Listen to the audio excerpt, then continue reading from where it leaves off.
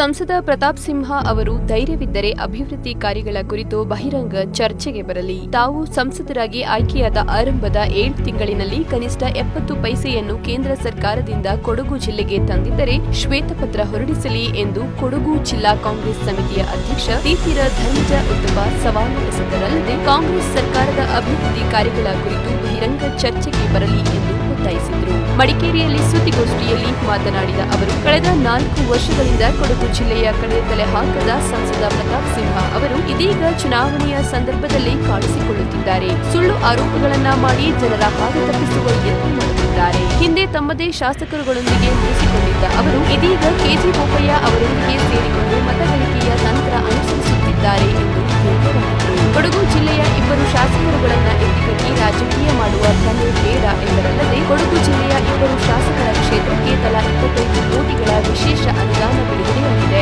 ಇದರಲ್ಲಿ ಗ್ರಾಮೀಣ ರಸ್ತೆಗಳ ಅಭಿವೃದ್ಧಿಗೆ ತಲಾ 13 ಕೋಟಿ ರೂಪಾಯಿಗಳನ್ನು ಮೀಸಲಿಡಲಾಗಿದ್ದು ಕ್ರಿಯಾಯೋಜನೆ ತಯಾರಿಸಲಾಗುತ್ತಿದೆ. ಇದೇ ರೀತಿಯಲ್ಲಿ ಜಿಲ್ಲೆಯ ಅನೇಕ ಅಭಿವೃದ್ಧಿ ಕಾರ್ಯಗಳಿಗೆ ಕೋಟ್ಯಾಂತರ ಅನುದಾನವನ್ನು ತರಲಾಗುತ್ತಿದೆ.